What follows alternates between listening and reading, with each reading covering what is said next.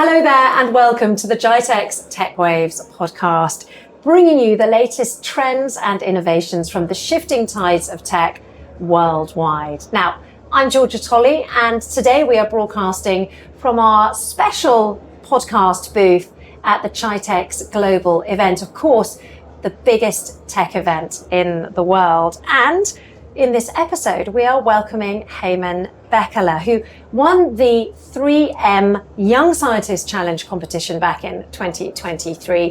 He's since gone on to greater levels of fame because he has actually now been nominated Times 2024 Kid of the Year. And this is all based on this extraordinary invention for a soap that could help treat skin cancer. Heman, it's an absolute pleasure to have you join us here on the GITEX Tech Waves podcast. Yeah, it's great to be here. Thank you so much for having me. It's an absolute pleasure, and I have so many questions to ask you. I'm going to kind of rewind back ever so slightly because I'd love to know, what first triggered your interest in science? I've been passionate about science since before I can remember. So I've been doing research recently on things like skin cancer, but before, I wasn't doing any research on anything specifically. I was mixing together random household chemicals to see what would happen. My parents always worried I would one day burn down the house, and that never ended up happening. But I guess that's kind of that initial motivation that has grown to where we are today. So a lot of tinkering with what I could get my hands on, and now it's turned into cancer research. Amazing. You've clearly got that sort of innate sense of curiosity. I can imagine the kind of George's marvelous medicine element of pouring everything else into the same sort of pot. But what actually prompted you, I suppose, to get involved with this competition in the first place? Was it something that you were introduced to at school? Yeah, so I was just kind of bored and looking for something to do. And I became kind of interested in the 3M Young Scientist Challenge, particularly because they had a kind of unique twist on the science fair application. While most competitions are kind of like an essay, this one was a video. And I loved the idea of just being able to record a video, send it right over. And so I worked really hard, recorded the video, edited it, and added a bunch of pictures. And I had so much fun while I was doing it. It wasn't really about the competition, it was just having a good time. And I was fortunate enough to make it so far into the competition. Well, you came up with this really, really clever idea, and it sort of focuses on cancer treatment and soap. What prompted those thoughts? Has something happened in your life, for example? That's a good question. So I was actually born and raised in Ethiopia, and during my time there, although brief, I learned so much about how much of a problem skin cancer really is for so many different nations. Of course in America, but as well as that, almost everywhere, the sun leads to UV radiation, which then leads to skin cancer. And in a lot of third world countries, people just can't afford to pay for the treatment. So then when I came to America at around 4 or 5, I kind of realized although I didn't know much then, as I grew older, I need to find a way to make an impact and to kind of give back to my community by doing more research and seeing, can I make a cheaper alternative to the modern day price of skin cancer treatment? So how does the soap work? I'm really intrigued. So without getting too in depth, so the bar of soap kind of has two components to it. So there's this main drug, and it's kind of a mouthful. It's called imidazoquinoline. And that is a good word. That's not word. A Scrabble word, that is. And so there's the drug, and that has been tested and proven to fight against skin cancer as a topical applicant. So you just goes around the skin.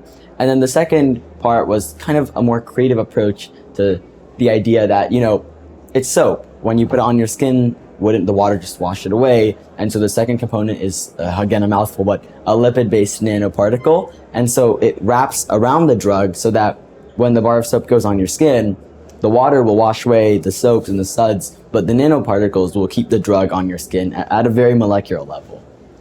And I suppose, is the fact that it's sort of, it's packaged as a bar of soap, does that mean it's more reasonably priced? Yeah. So I guess the reason that I chose a bar of soap, to be clear, skin cancer treatment is almost always existing. There is surgical excision, there's radiation therapy. The only problem is that it's really expensive and inaccessible to so many people. So that bar of soap, it's really just a daily application, wash it off with water. And so it should be a lot more accessible and a lot more affordable for people that really do need it. And is it effective? Are these medicines effective at reducing skin cancer? So the drug itself, imidazoquinoline or imiquimod, it has been tested and proven to fight against skin cancer. And in the soap format as well, I've started to do a lot of different research and preclinical trials on mice to see how it works in a soap format. And so far, the results have been very promising. So I'm excited. I love the fact that you're 15 and we're talking about things like preclinical trials. I mean, it's so easy to forget your age. And I know that you did work with a mentor as part of this challenge. They do introduce you to a mentor. How important was it for you to work alongside an experienced scientist? Her name was Deborah Isabel, and she's a project engineer. What was it like working with her? It was really my first experience touching brains and really being able to converse with somebody who was so knowledgeable within not only the fields of science, but as a 3M product engineer, problem solving. So for me, sometimes I didn't really need answers specifically on, oh, what does this drug do? What does this drug do? I just wanted to know, what can I do? I'm stuck and I don't know where to go. So for example, I guess when I was first making the prototype for the bar of soap, it used to crumble all the time, or it used to get rock solid when I was freezing it. And so talking with her really did give me so many different ideas for how can I try again and again and again. And finally we nailed the formulation in the end. So it ended up being very helpful. And I suppose to that extent, you're really seeing how important a mentor can be in those circumstances.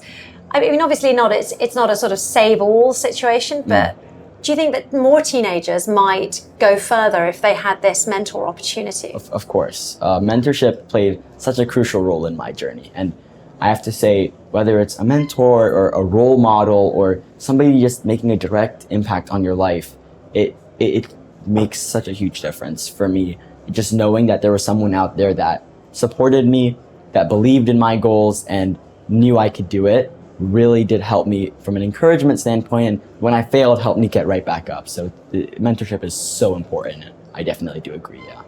How about your peers? Because that's the other sort of thing that plays in, I think, for young people. And you've clearly achieved so much at such a young age. Are your mates doing the same thing, or are you quite exceptional in your social circle?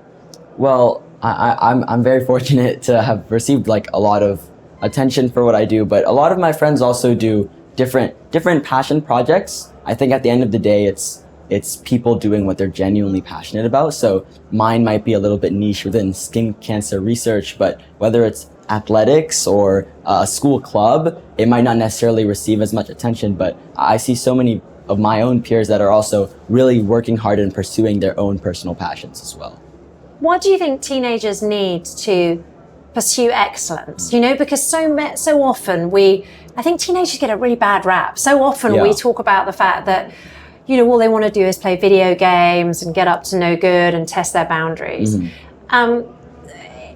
It sounds like you have a different experience of being a young man. Well, I would say more than anything, they just need opportunities. There are so many opportunities that I was provided from such a young age, and I'm so fortunate to have had them, that exposure to science from a young age, being able to have these science fairs and competitions and people that actually could listen and value my ideas. So I think more than anything, having opportunities to try, to fail, it's okay, try again, is what gets people into these committed passion projects that they're genuinely really, really, really into. So more than anything, just making opportunities for teens to be able to experiment and learn and grow. So obviously 3M were a huge support, your mentor was a huge support, your school must have played a part, but also your family. How much of an influence have your parents been on your growth ultimately? They have been so supportive and so influential throughout this entire experience. So for context, my mom's a special education teacher and my father works in human resources. So it's not like either of them are particularly in the STEM field. However, when it comes to problem solving, when it comes to support, encouragement, motivation, they've always believed in me, and they've always been my #1 biggest fans. So they've definitely been such a huge pivotal resource and help throughout this entire experience. I bet you anything there are parents listening to this now who are thinking, oh my goodness, if only I could get my teenage boy to have just, half the passion and enthusiasm and dedication that you do. What would be, your advice about how to, or if maybe a teenager is listening to this now and they're like, oh, I just don't see these opportunities.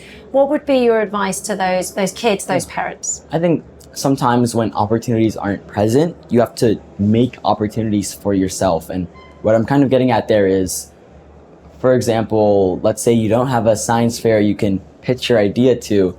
Why not just work on the idea and really build it up to the point where people will start coming to you and be like, whoa, this is really cool. Why don't you come to our science fair? And so a lot of the time, it's more about taking the shot in the dark, really pushing through, being committed with your ideas, and then the opportunities will almost in a way come to you. And so just staying focused on those goals. Heman Bekele, it's been an absolute pleasure speaking to you. You are indeed an inspiration to many, a real role model for young men and women. So thank you very much indeed for your time. Well, thank you so much for having me. It's been so much fun. It's been a great pleasure. And if you enjoyed this episode of the GITEX Tech Waves podcast, please make sure you check out all of our other episodes. And of course, check out our socials for more information. Just go to @GITEX Global.